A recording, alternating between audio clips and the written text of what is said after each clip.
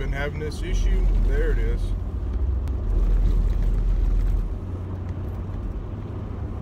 So my truck has been vibrating like crazy, and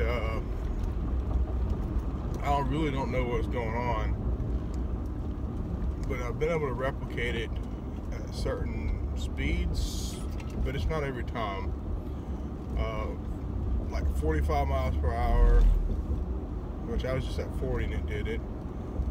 And I'm stuck behind a slow ass person right now, so yay, fucker. There it is. I'm right under 40.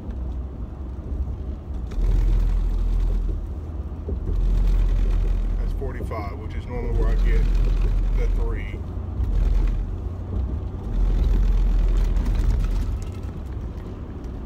So I don't know what the hell that is. And it's, I'm not hitting the edge of the road, so it's not that going on, which is what I thought it was to start with. But it's been getting a little worse, and it seems to be worse in the morning when it's cold, like now, like before the truck's warmed up. So maybe something transmission-y related. I don't know vehicles enough. I just don't. So I'm gonna post this video to YouTube, and maybe we'll get some answers. All right, thanks.